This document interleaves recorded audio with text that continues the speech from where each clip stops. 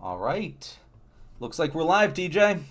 Hey, all right, here we go, folks. This is it's a good time. This is number two for us. Number Number two. two. Technically, so this will be our first like regularly scheduled live that we're doing, and we're saying this. We're starting with this like important information to know, even though like no one's going to be watching right away. Yeah. We'll repeat this several times throughout the show that we'll be doing this live on Wednesdays at 6 o'clock. And that's 6 o'clock John Cooper time, which is usually at least 6:05 to 6:10. So just everyone be aware of that. But here we are, and we'll just be discussing. I like the idea of us being able to banter, with the chat, with our audience, and really what we're doing this for, at least in my mind, is to sort of build a community up around the left wing because that's kind of the entire concept of the show is to bring people on the left together. So I'm very much looking forward to what we have here. Not that we're usually super rehearsed for our regular show, but this is a little bit more of a lighthearted shooting the shit banter than it is the slightly more rehearsed and researched specific topics that we have on our normal show. Yeah. TJ, are you excited for this new endeavor? I'm very excited. I love this idea actually. This feels a little more natural to me, honestly, than the standard show. Really? Because actually no, well, so the standard show is great for like 95% of it, but the scripted part is actually where I get thrown off a bit. And you know, it's not news to you or something where I got to go through and like go through this little spiel and then pitch it. I hate that part. I hate it so much. Although, which is why I try to make it fun. Like I try to laugh and joke through it because it's only like 90 seconds, but it's a slog for me. It's just, and so, I was kind of worried about the live and everything, but man, last one went so great. And it was just the two of us, and it Yeah. went great. And so, yeah, I'm very excited about this. Yeah, we definitely had a couple viewers. Like honestly, the way that we're probably going to approach this at the beginning, at least, is like, if we have an audience, that's great. If we don't have an audience, we're still here putting out the content and getting used to it. Oh yeah, So right now we have 0 viewers, but I'm sure some will hop on, especially as we do these consistently at the same time. I think we'll start to develop an audience. But did you have any topics so that you want to talk about specifically today? all right. So it's funny you bring that up because I was thinking about this today about the live and everything.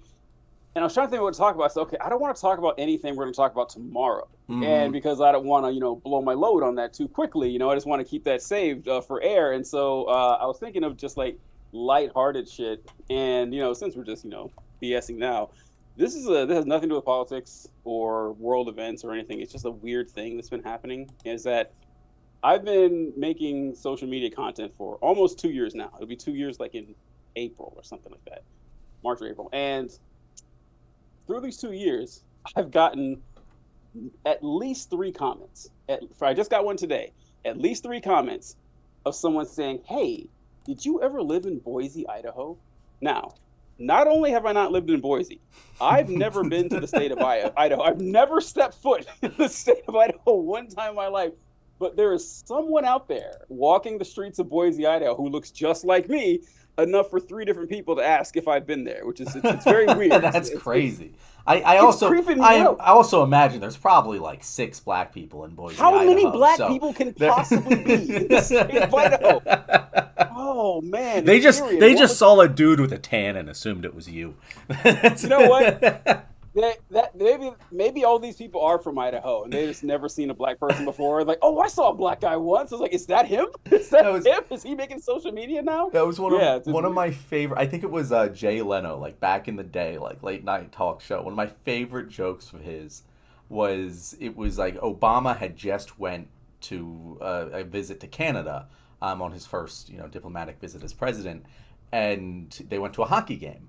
And the prime minister, he leaned over to Obama and he's like, "I'm a little embarrassed to admit this, but you're the first black guy I've ever seen before, in person." And Obama was like, "Oh, don't worry. This is the first hockey game I've ever seen before." We We do have a viewer now, TJ. So to whoever our viewer is, welcome. Thank you very much. We just did the whole spiel about what we are going to be doing, but we'll be here live every Wednesday. Feel free to jump in the chat if you have any suggestions for what we should be talking about, or you got questions for us. This is our audience's time to engage with us is really how I feel like this is going to work out, and we'll also just be talking as we usually do. We'll be bringing on guests like we do for the normal show, but it'll be more. Oh, we got 2 viewers now. Excellent. So second viewer, this also applies to you as well. Definitely jump in that chat and let us know what you want us talking about. So yeah, you're talking about.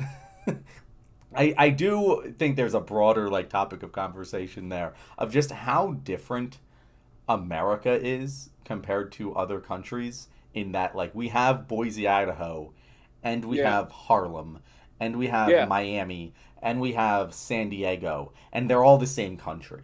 It is actually insane when you think about it. It is, and Europeans can't really wrap their minds around that. Europeans like to dunk on Americans because 98% of us only speak one language, and it's like, look, you guys don't understand that you guys travel 50 miles and you hit 3 different countries with 3 different languages. So yeah, of course you speak different languages, but man, you could travel 1,000 miles and you were speaking the same English as everybody else. It's slightly different accent maybe, but you don't have to learn the other languages. And we're a lot more diverse, culturally, but linguistically and everything, we're pretty unified. And so it is kind of weird that it'd be hard to experience that in a lot of other places. I was in China for a while, and when you're in China, outside of Beijing or whatever, they've never seen anyone who's not Chinese. So they warned us when we got there. They said, listen, when you get there, they're going to point. The people, it's not rude to point in China. And so you'd have crowds of people just pointing and staring at you because you weren't Chinese. And so, yeah, it's different in the outside world, That's I've always wanted to travel to China, Japan, Thailand, or whatever for that specific reason, is that it's so homogenous that I would not only would I be exotic, but I would also be relatively tall. Or at least normal height. So that win, right? It's okay. I gotta say this real quick. So I left for the gym this morning at 6:15, 6:20 this morning, and my cat Wolfie was on the love seat in the living room, just sleep, knocked out cold. I came home 12 hours later, or 11 hours later, 5 or whatever. Walk in the living room, Wolfie's in the exact same spot, same spot. And so I look over, hey, buddy, and he's kind of rolling around. He's been in that spot all day, as far as I know. I've been sitting here for 10 minutes, and he's up here whining already. He's up here whining. He hasn't. I don't know what this guy's deal is, but we're talking about China. That is true about the size difference and everything. I wore an XL here in the States, and everything in China was a triple X just to fit me. And the one time that I wasn't the person that was stared at and gawked the most when I was in China, I was at a Walmart. At the time, it was the only Walmart in China. It was 2003, something like that. And I remember there was one of the Chinese military's basketball teams were in town, and they had a center who was 6'10" or 6'11". That was the only time that there was someone else being stared at. It was the only time I was there because I was just pointing at yeah, it's interesting. You gotta think Yao Ming must have just you've been how did I get born in this country? Well, I'll tell you, it's an interesting story how Yao Ming got born in the country. Actually, the Chinese government created him, and I have not heard this at all. So created, Yao Ming's dad is I think he's 6'8", 6'9", something like that, and his mom is 6'3", and they're both professional athletes. And as far as anyone could tell, they were never in a relationship or anything like that. And then out of nowhere, the Chinese government strongly encouraged them to get married and have a kid, and the result of that marriage is Yao Ming. So I feel yeah, like it was pretty, we joke about like, hey, let's make some D1 babies. Like, have you ever heard that? Like, that's essentially what yeah, the yeah. government, the Chinese That's government was like, that's how exactly about you what they make some did. D1 babies? Exactly, it's exactly what happened. Yeah, that was pretty crazy. So yeah, that's how Yao Ming came about. It That was is, you know, his, you learn something new every day, TJ. I didn't wake up this morning thinking I would nope. learn about Yao Ming, but that's very interesting. Speaking of China, though, it actually relates to a topic I posted about on Threads, and it's gotten a decent response. But have you seen Tom Cotton's what's the right word? Congressional hearing with the TikTok CEO? Oh, whoa. There's another one. I saw I don't even know if it happened today. I just saw the clip going around today. I didn't confirm if it happened I today. remember the one from like last year, but that was everybody, not just Tom Cotton. I didn't know there was another one. No, it must have been today because I saw it going around today. Is that he kept questioning him on whether he was a member of the Chinese Communist Party, So and the CEO just keeps going, "Sir, I'm from Singapore." I was right about to say he's from Singapore. I was right about to say Yeah. that. Yeah, I was. Yeah. Which no, you're Uh, right. Like there was a similar thing going on before. Okay, now I gotta look this up in case this is just like gone re-viral on me. well, while you're doing that, oh, good. No, keep going. Well, while you're doing that, since you brought up TikTok, one topic I wanted to discuss that it wasn't like show worthy was, did you hear about TikTok and their licensing deal with Universal Music Group?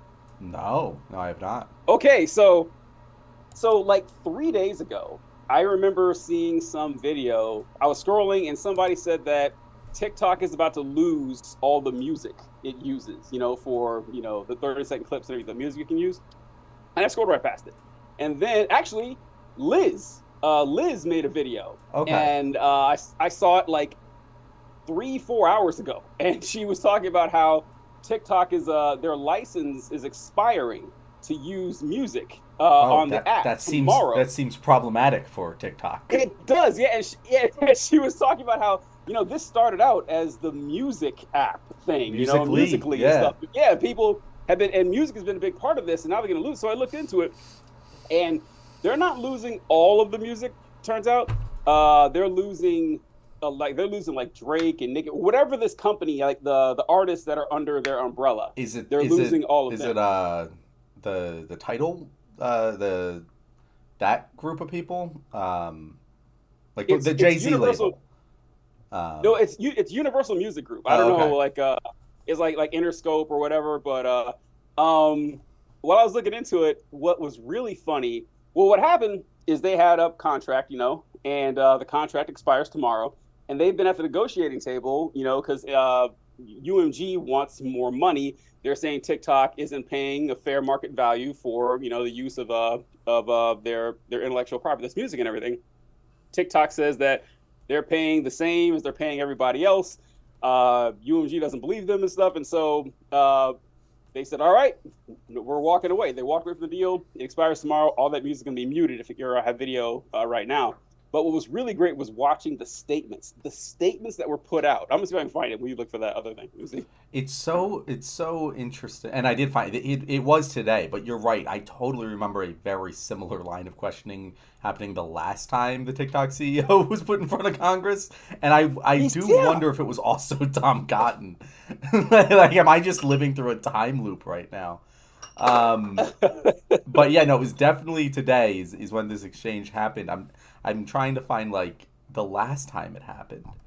But no, I totally remember this conversation. But yeah, it is just the most absurdly racist thing to just Asian man.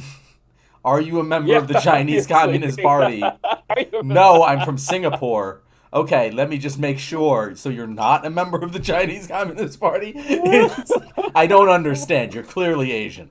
Like, I don't even understand how that doesn't get... It feels like something from the 70s. Like, it feels like something that wouldn't happen in 2024. It's lazy racism. Like, they don't put any... It's not like you got to go the Tucker Carlson race. You got to put some thought into this. You have to really, really try to make it clever, and they're not even bothering doing You're that. right. Like, and it's like it's not like Tom Cotton is like a Mitch McConnell, and you're like, oh well, he's old. Yeah. I genuinely believe he doesn't see a difference between Asian people. Like it's like no, like you're like 45 years old. Well, how old is Tom Cotton? He looks like There's no way he's like in his 50s. I don't think he looks kind of young. Well, I mean, yeah, he's 46. 46. There you go. Yeah. But it's just like you've definitely been around on this earth for most of your life where like this type of racism wasn't cool.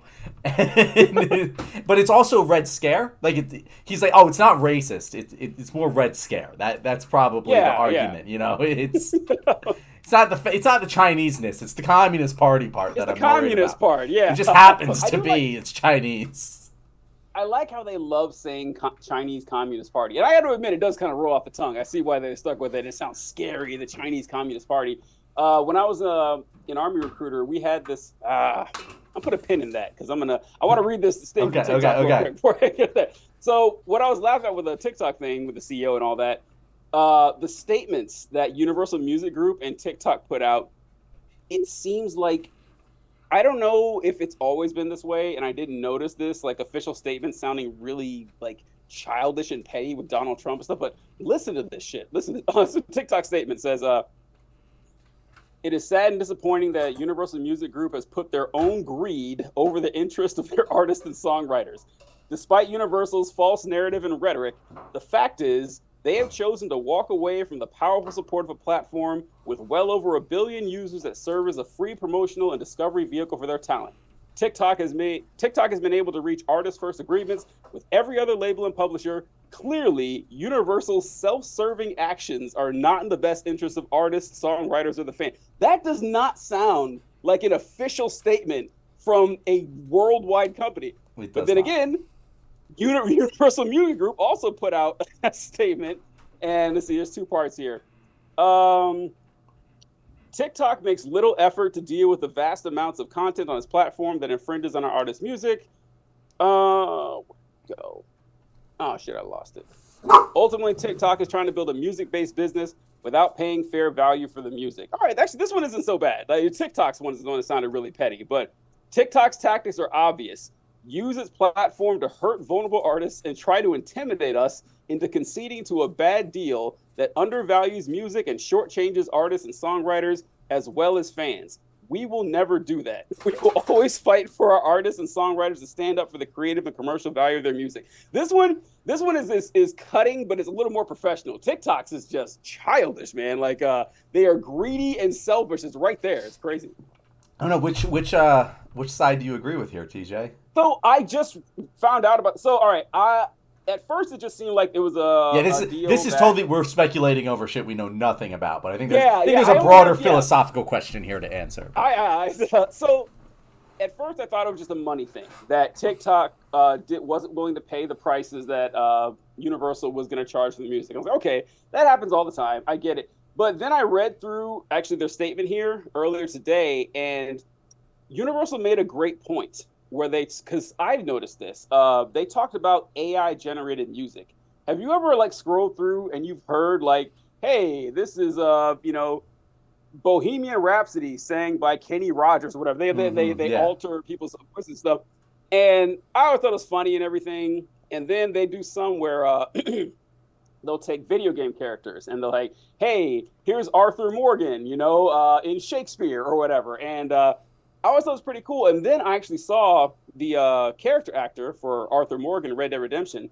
And he was talking about, well, I don't really like that. And they said, well, why not? He says, well, that's our livelihood is, voice acting and everything. And someone just taking a computer program to make it sound like us, that's going to take away. I was like, oh, my God, he's right. I hadn't thought about that. And so UMG is bringing up the same complaint. Like, hey, you can't be doing that. You can't allow people to do this and, cheapen the costs, which helps out TikTok. So on that part alone, I am with UMG. I don't think TikTok should be able to. Now, the one exception I will make for selfish reasons is that I do love any AI involving Toad from Mario Kart. Like if you have Toad from Mario Kart, like singing or yelling or screaming, I eat that shit up. I will listen to that every single I time. don't care about So, my principles. I just want to see Toad do cute shit. Toad is really funny to hear him talk and scream and yell. So just based on that, I'm leaning more toward UMG. But other than that, I can't really say much. What about you? I do want to say on this topic first. I want to acknowledge we have two new viewers. The two previous ones Hey, both folks. dropped off, so I hope these guys are new. If you guys are new, then you haven't heard us say this, but we are starting to do lives every Wednesday here at the Left Wing. So we'll be live at this time. This is your opportunity. If you have any questions for us, any topics you want to hear our thoughts on, definitely let us know in the chat. This is our time that we're giving for our audience to engage with us and ask the questions that are on your mind, because to be perfectly honest with you guys, it's really hard to guess what you guys want to hear us talk about. So this is a wonderful opportunity for you to tell us directly. But anyway, in terms of IP law is one of the things that I probably flip-flop my views on the most. It's definitely in that Mount Rushmore of topics, because it's such a double-edged sword, and you can make convincing arguments and manipulate them to harm people very easily. And I think and the problem is that everyone who is making arguments on a legal level is trying to manipulate the system to some extent. But here's, on a broader level here, because I don't know what the dispute is between TikTok and Universal specifically. I don't know which one is actually offering a good deal to the artists, but we found out 10 minutes ago. Yeah. But there's a part of me that goes, music and intellectual property in general, and music is the most problematic version of this, because it's so easily manipulated. But you should be allowed to manipulate IP, in my opinion. Especially if it's not for profit. I think there should be no restrictions on IP for nonprofit reasons, and obviously that becomes a little hard with TikTok, because it's not like in a movie I can go okay, if it's a student film, I don't think the student should have to pay a licensing fee to use this piece of music in their artwork. They're not making any money off of it. It is transformative of the original piece, and they're using it to add to another piece of art. But with TikTok, it's really hard, because even the non-monetized videos, they are contributing to the overall revenue generation of the platform, and that should be compensated in some way. Mm-hmm. And it's really hard to tell the difference. And I feel like from the perspective of another artist using TikTok as a platform and not profiting off it themselves, they should be able to do that. I don't think that people should be limited from using themselves, as an artist, being able to use that. But TikTok as a platform, that's where the whole can of worms opens, and that's why it's really hard for me to come down with a judgment on this, because there's such clear arguments for potential abuse made on both sides. It's really hard for me to say, it's tough, because they also can't be negotiated on an individual level. That would be insane. That'd be impossible. Yeah, you could. Yeah, it'd be impossible. And I mean, I think we all agree that there needs to be, if something like TikTok, which is clearly a business, and the 14-year-old making a dance video, sure, he's not making any money on this, but TikTok definitely is. So the artist should be paid for that, and there needs to be some kind of deal. Like you point out, it's just what is fair and what isn't, and that's a lot harder to quantify, and I just don't know. It does get kind of murky, though, and I remember thinking about this years ago. So I saw a commercial for some vehicle commercial, and I can't remember the guy's name, Michael something, but the guy who plays Dexter. Mm-hmm. And I heard a commercial he was just doing a voiceover for this car commercial. And so the commercial ended, I was like, hey, that was the Dexter guy. But he never said it. He never said his name. But he had a recognizable voice, and I got it. And then I started thinking, wait a minute, hold on. What if I sounded exactly like Jack Nicholson? Mm-hmm. What if I had the exact same voice just naturally as Jack Nicholson, and I did a commercial? Everyone would think Jack Nicholson is in that commercial, and the value of that commercial would shoot up. I was like, I wonder what the law says about that, because like you said, it gets really, because like it'd be one thing if you were impersonating him, and honestly, that would be kind of hard to prove too. But if you just had your regular voice, how could they, say, oh, I can't use this one actor? It's weird. Yeah, it's kind of weird. And this is where IP law gets it's so interesting. Again, to our audience right now, I'm not a lawyer. I wouldn't even say that I'm like what do they call it? There's a name for it when like people go to prison and become experts on law because they just jailhouse lawyers. Yeah, jailhouse lawyer. Yeah, I'm nothing like that. Like, but I have spent quite a few hours researching and watching boring old YouTube videos on weird IP law cases because I just find this shit interesting. I work in a media centered field and it just always comes up. But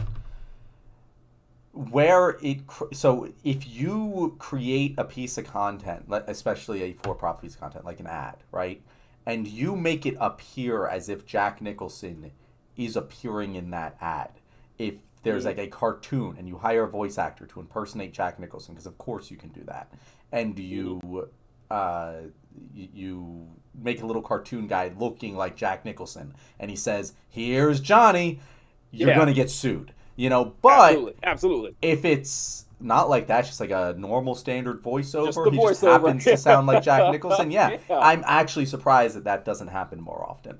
If I thought of it I know someone else has. It totally perks your ears. Like, oh, is that Jack Nicholson? Like, it catches your attention, and as long as it's like, maybe a couple sentences sound like Jack Nicholson, then other sentences, it's clearly not Jack Nicholson. That would be, oh man. I think, again, I'm not a lawyer, don't take my legal advice, folks, but yeah, exactly. Don't go. I'm pretty sure like that would be the differentiation. And a lot of the IP laws about like video games, like Nintendo is notoriously God, they're awful litigious. But the reason for it is that like so much of their value as a company is in the intellectual property, more so than it is anything else. Like the intellectual property rights to Mario is like insanely valuable, way more valuable than any Mario game is. And so they're extremely litigious because if they get more generic, just like a Kleenex, or Google is constantly fighting this battle where like they're trying to fight this back, because if Google becomes too much of a common term that people just says, I'm going to Google this, they lose the trademark to their name, and then no longer can enforce these sort of things. So it gets very complicated, very interesting. But I did want to talk about the AI, but we had a comment here from Mijo Martinez. Speaking my God. Do you know Mijo? Yeah. What does he say? What did he say? Mijo says, speaking of IP, where are you guys hoping to take your channel? What's the goal or direction you'd like to take it? I can't wait to hear about your interaction with Mijo, but since you prompted us, Mijo, my goal with this channel is to basically create a platform there's a lot of content creators on the left that are in their own little fiefdoms and don't connect too much, and just create a platform to bring a lot of different voices on the left together to talk, discuss, and really just create a centralized location for fans of leftist politics. But judging from TJ's reaction, I don't know if Mijo wants a centralized location for leftist politics. No, you got the wrong idea. I'll answer the question first. I'm just here for a good time, folks. I'm just here for a good time. Like, TJ got nothing better to do. that's his goals for the channel. It is kind of like that though. Like, I just like bringing a lot of, it's the best part about making content is getting to know other content creators. It's in the top 2. Like, it is fantastic. I feel so incredibly lucky that I get to do this. And so it is kind of selfish in a lot of ways, because I do like reaching out in the contact other people, getting ideas and finding out what they're doing. And there's so many impressive people. It's just, I was thinking about this before we started the show, that I look at like what a lot of you guys are doing and everything, and jealous is the wrong word, but I feel inadequate sometimes. Like, I'll be looking through, I was like, man, so-and-so just did a book. All right. And wow, this was doing a TV show. I was like, holy shit, these guys are good. Like, it's really impressive seeing where this leads. So interacting with people who consume content and people who create content, it's the best part. I love it. It is. That definitely is the most. It's the most enjoyable without any drawback aspect of this for me. Yeah, yeah. It's because fulfilling. my lizard brain loves when big numbers go burr, but and like totally that probably gives me a bigger dopamine hit than just interacting. But there's also the drastic, terrible mental health crisis of whenever the numbers aren't going burr. That's a drawback. But I agree with you. We're all incredible egomaniacs, so yeah, of course. You couldn't do this if you weren't. Let's be real. Like you couldn't do this if you weren't. Now, Mio Martinez is he is a young man I met in the United States Army. Got you. I was at his wedding, in his wedding. Oh, okay. So when you reacted, I thought he was like someone like a hater that you had. Listen, I'll tell you a story about this guy. Is he still on? Because he's there. Mio, drop another comment if you're still here. I haven't seen the viewer count. All right, so let me tell you a story about this guy. Well, we were in AIT. AIT is Advanced Individual Training in the United States Army, and we were in Patriot Missile School. Mm-hmm. And he was my roommate in the barracks.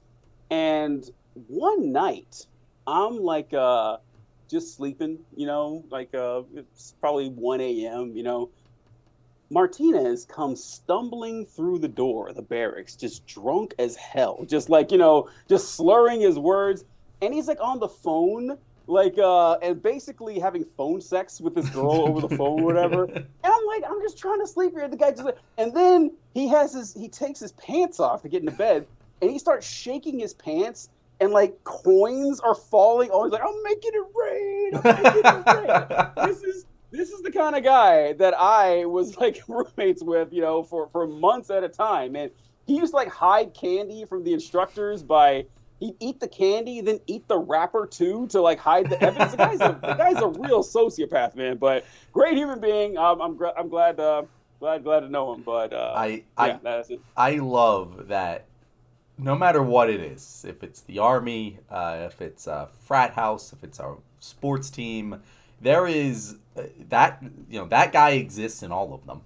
Who's doing shit like eating the candy wrappers so no one finds a stash. And also just the way you broke into that cadence where first you're like, this fucking guy, and then I was calling him Miho, and you're really like, oh yeah, Martinez comes stumbling. It's like, yeah, of course you call him by his last name. Why would you call any man that you have a relationship with? Why would you call him by his first name? This is how men talk about each other.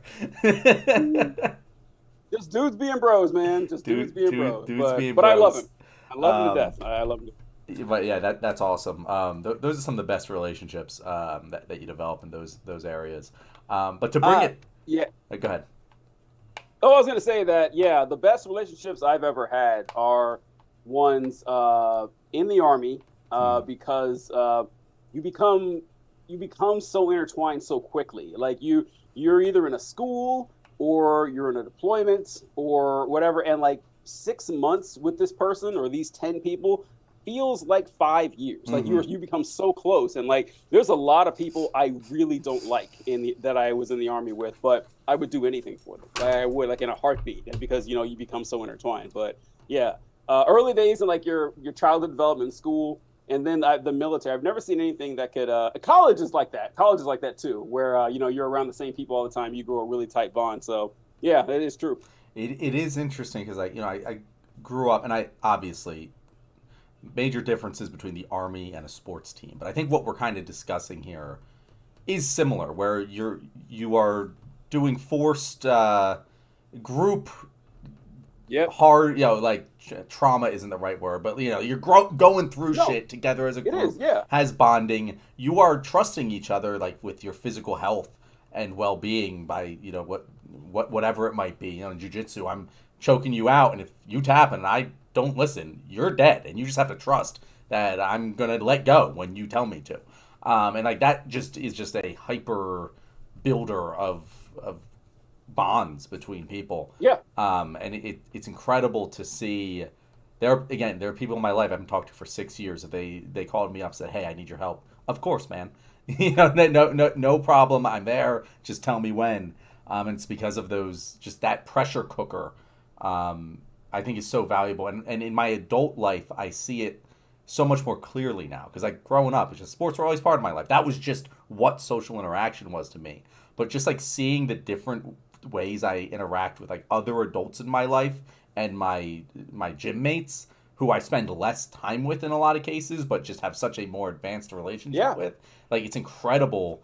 You know, I feel like we need more of that shit in normal adult life. Collective suffering does bring you incredibly close together. It does. It has. The Army makes great use of that, and sport. And you said that there's a major difference between the Army and sports. I don't know if I'd say major. I'd say moderate. Okay, I was trying not to steal valor. So if you're gonna say it, I'll let you say it. Yeah, like it's incredibly similar. It's incredibly similar. I mean, I guess one of them, like, you try not to kill the other person. The other one, you do. So that's like the only difference, basically. Because sports are essentially ritualized combat. That's all sports are.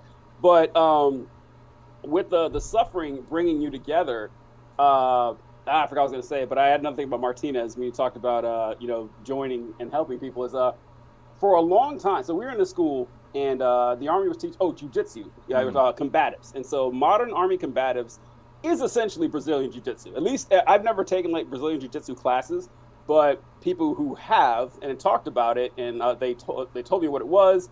And in the classes, I said, okay, it's very similar. Mm-hmm. And when we were doing training, we would train like squad versus squad. So you'd have 8 or 9 people fighting against 8 or 9 other people. Mm-hmm. And you did in the morning on the grass, you did on your knees. So you lose a lot of your power or whatever. And so, just to, practice your skills. So I got into a tussle with Martinez. We're both, just tussling on our knees or whatever. And then there was this girl in his squad, Dempsey. And Dempsey sees Martinez wrestling with me. And so Dempsey comes and joins in and chokes me out while I'm fighting Martinez, so I go down. And so I was so mad. Because I was very good at combatives. I usually won a lot of the others, so I was so mad that I lost.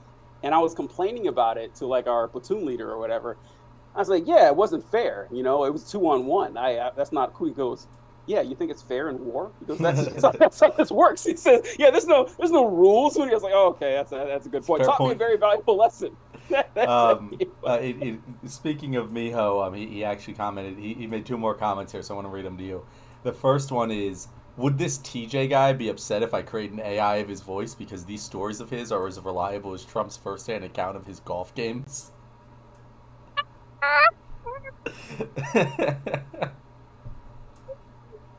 And then the second comment is more of a straightforward, legitimate question. Have any of you lost any friends or family relationships because of this channel or viewpoints? Please don't hesitate to drop names. I have not lost friends because of this channel or even the Counterpoint one, but that's because I'd previously weeded them out. And I can tell that story. But TJ, have you had like this drip into your personal life and cause issues? So fortunately, I've always been like this, mm-hmm. and so anyone I've lost, I lost beforehand before the show ever started. Back in the Facebook days, I was the guy making paragraph arguments. This is so much better, by the way. Holy shit, it's so much better. Yeah. And I was thinking about that today, how much more I like this, because it's great because conservative arguments just sound 1,000 times worse when you say them out loud. That's what I love the most about them. They sound so much worse. But for Martinez, he'll know one person that I have broken contact with. It wasn't for the show. It was actually before the show. Even before I started doing social media. Maybe like 6 months or a year before that. And that was someone we were in the Army with named Truman. And she...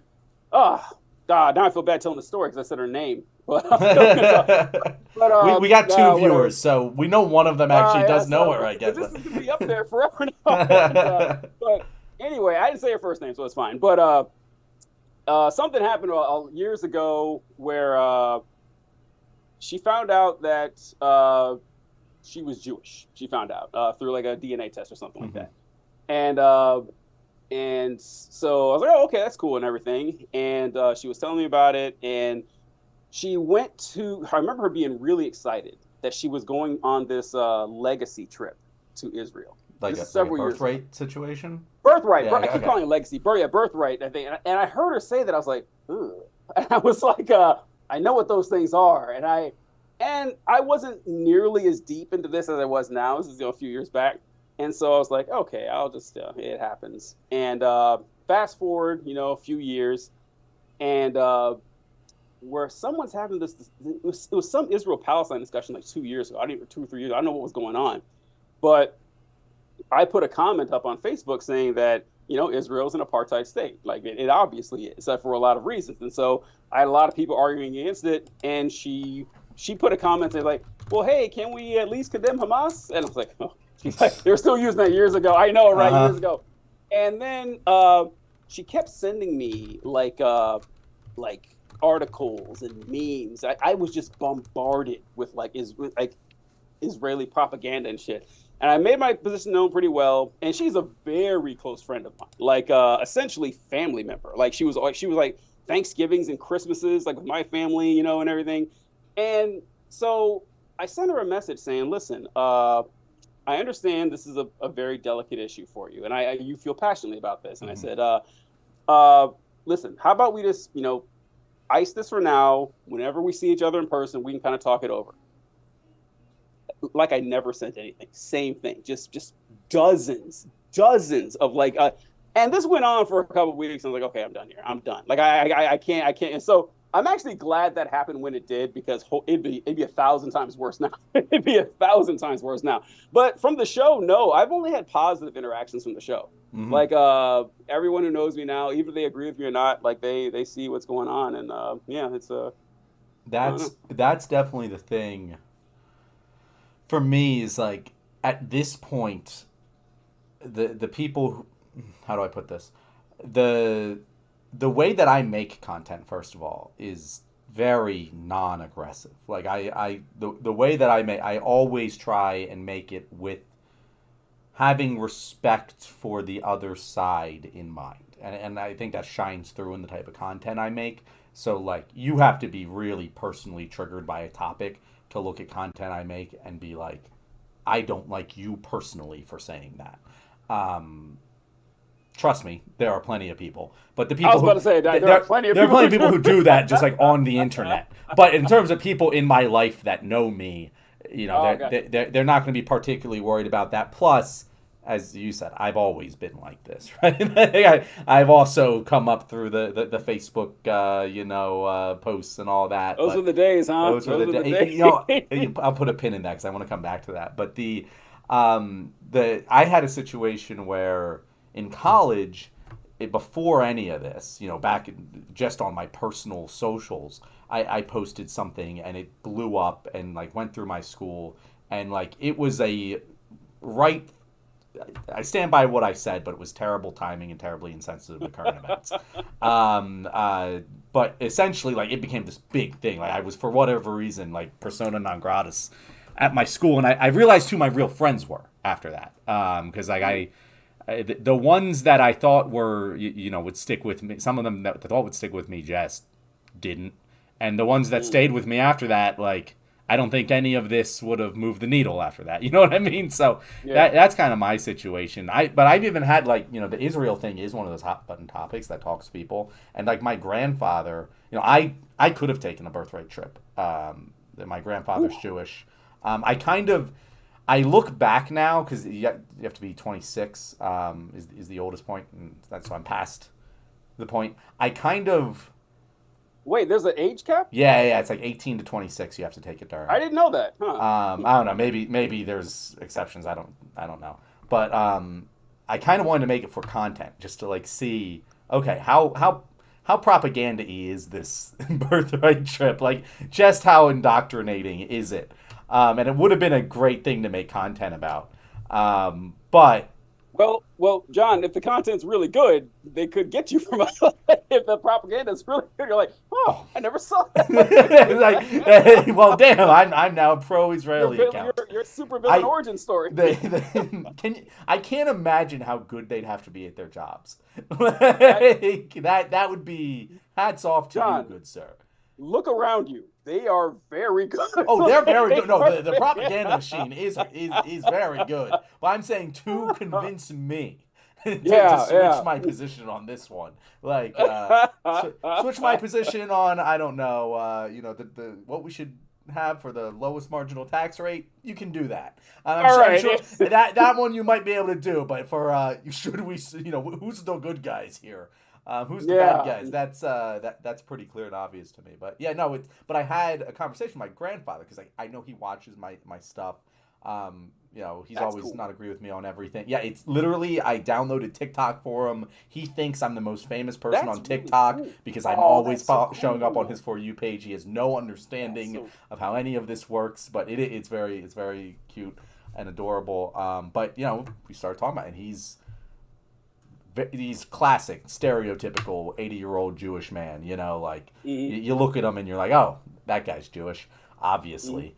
And that is, we had a conversation about it. But he, as much as he's definitely pro-Israel, he told me that the stuff that he's been seeing from me has made him, at least be anti-Netanyahu, if not, anti-Israel. Which, is, that could have gone. I remember I told my dad, and he was like, you talked to him about what? He's like, how did that go? The people in my life, if they have a problem with me, know that they can talk to me, and I'm always respectful with something I say. But the bigger problem I have is the opposite, actually, is when people are like, oh, you're the Mr. Politics guy. I want to talk to you about politics all the time now. And it's like, dude, I do this for way too long. I'm here talking with you because I wanted to get a beer with a buddy. I don't want to talk about, whatever it is. That's the problem I have more often. The Voidcast popped in. It's Ethan. He said popping in to say hello. Yo, Ethan. He's one of. We have 4 viewers now. Yeah, Ethan is Ethan is not the one who's usually. It's usually Rory who comes on. Ethan has been on though, but definitely we gotta have him on again. They are definitely, both of you guys should be coming on these lives. We're going to be doing them. Oh yeah, they'd be great every Wednesday now. And I know I've mentioned creating a group chat for all of the guests. It's totally going to happen, and that'll be the place that we're just going to be like, hey, we're going live. Who wants to join? We'll definitely have you guys on for these lives, and we'll definitely have you on for the standard show. I think we're mostly set for March now. We're starting to look for April. We have 1 slot, maybe 2 in March, I think. So yeah, I'll check. But yeah, what were you gonna say about Facebook? You said put a pin in Facebook. So to talk about I don't know. So I came up essentially I've always been I've been a Twitter guy for most of my life, and recently not so much. I've just moved to Threads. You don't say.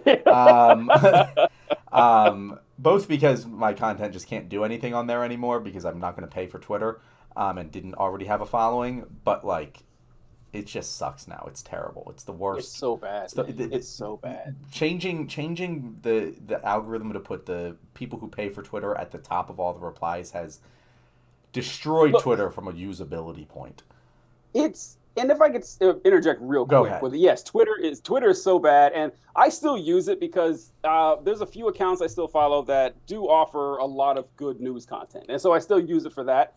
But the overall experience is just a fucking nightmare. I mean, it is just, you have a bunch of Greek statue accounts posting a bunch of fascist stuff, and what you mentioned with the blue checks is just so. First off, I don't believe Elon Musk is all that impressive, but I got to hand it to him. I never would have thought his simps would be simpy enough to actually pay $8 for nothing. And just to signify how much they love Elon Musk. And they did it. And they're like, yeah, this is great because finally I'm going to get a big following on social media because my stuff's going to go to the top. It's like, man, if your stuff was good, you would not need to pay for people to see it. Ain't that the point? Ain't that the entire point, DJ? It's so bad, man. It's the worst slop. And if it's not one of these garbage blue check accounts, you see a post that's interesting. I have a post that's like a science page or something. It's like, oh, here's some weird clouds, and I click on it. the first 9 replies are all bots that have nothing to do with the post Hmm. at all, and it's just horrible. Yeah, I just want to say that. R.I.P. What Twitter used to be. It used to be I kind of know. fun to use, but Yeah, I hope one day. Actually, I don't anymore. I've invested way too much into Threads. I need that to become the new Twitter. But if Twitter ever becomes Twitter, that I would take that too because I miss it. But as we're talking about coming up through Facebook, around like going into like the 2020 election cycle, probably started in like 2018, and then like through the 2020 election cycle, I was very active in like Facebook political groups. Have you ever hmm did you yeah, ever yeah. see that scene?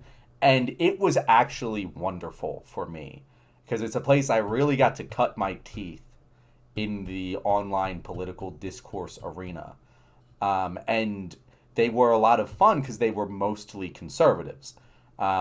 And so, like, as the usually one of the token leftists in these groups, you got to really cut your teeth.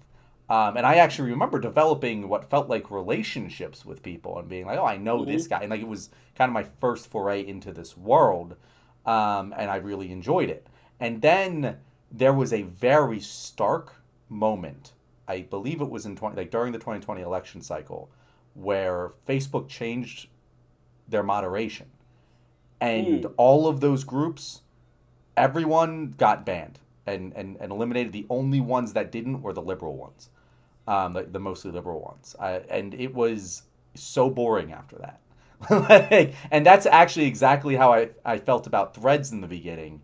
Is like, bro, I need the conservatives to come over here, or else I'm just going to be bored. Like I hmm need, or I'm going to start picking fights with liberals all the time, which I pick more fights with liberals on Threads because They are next on the list. They are yeah, next. So, yeah, it's like, oh might well. as well get the practice now. Might as well. But so no, it is that I don't know if you experienced the same thing. I don't know how you got into the online political discourse sphere, but that was kind of my Yeah. trajectory. Yeah, I didn't do too much with groups on Hmm. Facebook. I was aware of them, and every once in a while, but most of my interactions were just through battling people I grew up with or I knew, and and then like the random post every now and then, and it was during the Obama days, and I was just so frustrated at people. God, little did I know what was coming down the pike, but how people would just post this nonsense meme. It's like this. Not only is it not true, it's something that couldn't possibly be true. You would have to have no knowledge of how the world works to believe what's on the screen, and thousands of people are like, yes, yes, that's right. And I was like, that's what really got me going. And I kept doing these like page long arguments and stuff, and that's why I was so glad video came along because I had way too much to put into a comment section. Yeah, that's actually I was writing blog posts on Medium when I made and I was like, oh, well, this got like 500 views. This is exciting. Like this is doing good. And then I like made a TikTok that got like 3,000 views, and I was like, well, fuck that. Right? This Yeah. is this is obviously the choice here. Rest in Yeah. peace to the old TikTok algorithm that like didn't shit on politics and actually gave you views. I would love to Wait, did go. they change that? I didn't know they changed it. So I mean the addition of the ads has been what's really been killing a lot of people Yeah, the ads. recently. Yeah. Like everyone's views are down over the past I don't know 4 months. From what they used to be. But hmm I could tell that at least on the topic of Israel, Oh, there definitely. was an algorithm change because when Oh, when absolutely. for the first maybe month there it was really hot. I'd make content about it. It would do quite well consistently. And then about a month into it, it just stopped doing well. And Yeah. I know that the quality didn't decrease. I know that like it's not like my audience was getting tired of it. hmm That it definitely was an algo change. There's no way. Yeah. Yeah. Yeah. Yeah. That's definite. There's just some topics that they're not going to push. Like, okay, all right, fine. And Hmm. and it is frustrating because it's the most important one out there right now, or one of the most important ones out there, and it's just frustrating. But yeah, that's true. That is kind of how it is. Hmm. But to God, I had another point that I was just wanting to make, and then it completely. Long posts, making I videos, know, I cutting know. teeth. And it wasn't any of that. Twitter used to be good. Now it Threads. Yeah, I have no idea what it was. It was something you said. It was something. What did you interject with? I was talking about how the bots were flooding Twitter, or was that before? I don't know. I don't know, TJ. It was something, but we are, getting to, the hour mark here. Damn, that flew by. I know it did. It did. We got like 6 minutes love left. This. I love this. I love this so much. This is going to become a lot of fun because it's going to just be a really good, especially once we start having the guests on and have our friends and buddies come on and chat. It's just less pressure than for the normal shows in my mind. Did you say it's less pressure? Yeah.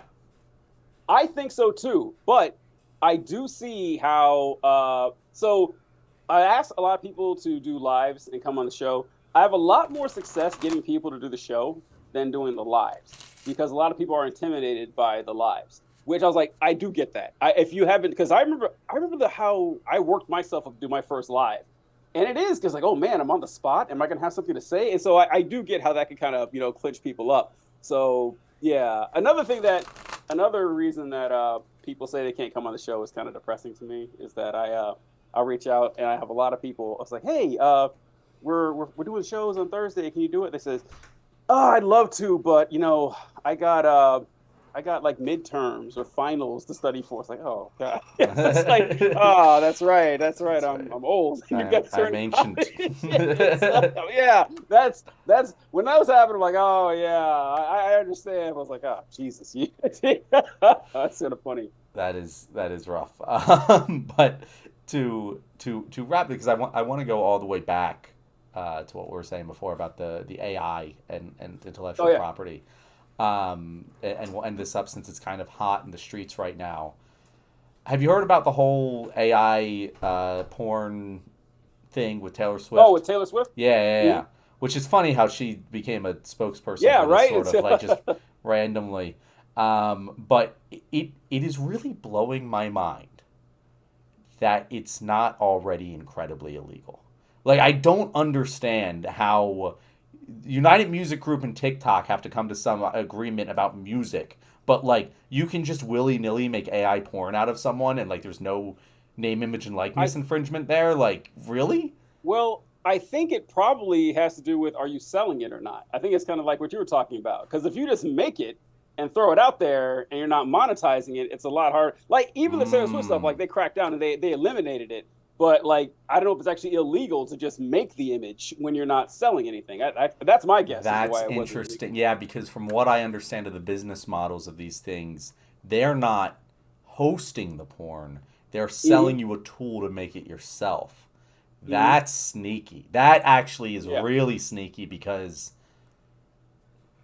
the tool can be anything. Like the tool exists. You can use the tool to make porn just as easily as you can use it to make an image of Taylor Swift, petting a cute dog, like that should be allowed to be like that. I can do that in Photoshop, or like Spider-Man. I mean, like that's something that's an actual owned property too. But you can make an AI image of Spider-Man. You just can't profit off of it or anything. Kind of like how you can use a 3D printer to make a gun or something. It's yeah. I guess where I would stand with it then is that like, philosophically, it's one of those things where it's like, we'll treat it like every other obscenity. Like, I don't know where exactly the line is between this is infringing on someone's, rights as like not having porn made of them, and this is a tool for creation that people are using for not to profit off of. But I think it's more just like I know what's wrong when I see it. Like, that's wrong. Like that. You shouldn't do that. If it involves nudity or whatever, like don't do that to a person. And it gets like, I mean, we keep saying this, but I mean, it's tricky because like, of course, making laws is supposed to be easy because like, what if you just make a pornographic image of someone who just kind of looks like Taylor Swift? It's like, I mean, how it's hard to write this law, and I see why it hasn't come to fruition yet because it's difficult to verbalize it, but it's something we have to do because that's uncool, folks. If a hot take on my part, but not very cool. The thing for me is like, I guess if the person doesn't know you're doing it and you're not harming them, as a utilitarian, I don't feel too much like, oh, that's terrible. Like morally, yeah, it's fucking icky. You're probably a weird fucking weirdo. But like, what's the harm? But the harm in that is it can be easily shared and distributed. And in this situation, the mere existence of it incentivizes the sharing, and kind of like child porn, I guess it would be the allegory here is like, simply watching it isn't necessarily harming anyone, but the existence of it and you watching it generates demand for the existence of more of it, which will hurt people. Which I guess is the argument to be made for the AI porn versus other uses of these AI tools. Yeah, it's and it's like, what are the, I don't know, see, once again, not knowing the laws on this, but like, what are the laws on just like drawing the picture yourself? I mean, you could do that. You can do that. I don't think there's anything. It can be done. Like, what's the difference? Yeah, the difference is similarly to what I talked about with the Jack Nicholson thing, where you can use someone who kind of sounds like Jack Nicholson. Mm-hmm. And it's fine as long as it isn't meant to represent Jack Nicholson. But if you use someone who kind of sounded like Jack Nicholson, you made him say, "Here's Johnny," and used a cartoon that looked like Jack Nicholson, even if it's a little bit off, yeah, clearly you're intending to sell this character off as being at least reminiscent of Jack Nicholson. And so, like, it would probably be a similar legal boundary for this subject as well. But yeah, these are things that, like, it's going to be really hard on a personal level, because I know how you stop Pornhub from doing it. I don't know how you stop Jimmy Joe Smith from doing it to his neighbor. I just don't. Yeah. I don't think you can. Yeah. Like, as unfortunate as that is, like, come on. Like, what? I don't even know how you would go about stopping that. You couldn't ever stop anyone from doing it. It's just the distribution of it that which is kind of like how most crimes operate that way. Mm-hmm. Most crimes operate, that, hey, listen, you can't really stop the individual, but once it starts going out into the public and is being disseminated, that's when the authorities step in. Exactly. Which is pretty much how most laws work. So yeah, it makes sense. Well, don't do it. Anyone, don't do it, folks. Just everyone, don't do it. I mean, I guess the thing that you could do legally is stop this software from advertising that it can be used that way. And they're. I mean, do they? I don't know. I've seen ads for it, like I've seen like screenshots of ads for it on Twitter, like discussing the topic. So like they definitely were advertising themselves that way. So like if you stop people from being able to induce demand for the tool to be used this way, that can probably do a lot of benefit and prevent any like overreach. I don't know. Yeah, I don't know. It's going to be this is going to be one of the biggest like legal battles of our time is AI. It reminds me when you were talking. Oh, sorry. Go ahead. No, go ahead. Continue. When you're talking about don't advertise that you can do it and everything. Yeah, I mean, it certainly can't make it worse or whatever, but human beings are incredibly creative, and you don't need to advertise something because they reminded me back when the internet was first gaining steam. And, the porn I saw this article a long time ago about how most of the innovations we have on the internet came first from porn because they were trying to find better, faster download speeds, better image quality. VR was like pioneered by the porn industry. Yeah, it was like all this stuff comes from the advancement of the pornographic industry. And in the old days of the internet, I mean, this is what I heard. I don't know if you have experience, but that kids would get on the internet to look at adult websites, and they had like these little banners there. It says you cannot come to this website unless you're 18. If you are 18, click enter. If you're not, click no. And everyone, that's a joke, of course. Like you got like some 15-year-old high school boy. He's gonna be I'm clicking I'm 18 or whatever. But one of the things that I remember people talking about with this stuff is that there's no one who's gonna be clever enough to outsmart 30 million teenagers. It's not going to happen. Like, you're not going to do it. And multiply that times everyone who uses AI on the planet. They're going to find a way to make it do what they want, and they'll tell their buddies. It's going to catch on. So you can only be reactive, which is the sad part here, because no one's going to be as smart as everybody else. It's not going to happen. I'm just waiting for the moment someone makes like we get big enough that someone makes a deep fake porn of us. That's the new goal for the left wing. And you know what? This could serve as a way to like cover your ground if you've done some really fucked up shit. Hey, looks like a deep fake, you ask me. Well, that's gonna be a thing. I guarantee absolutely. you. That's what I would say. There is going to be a important political moment where someone is caught on tape doing something, and they go, "That's a deep fake. I'm dying on this hill."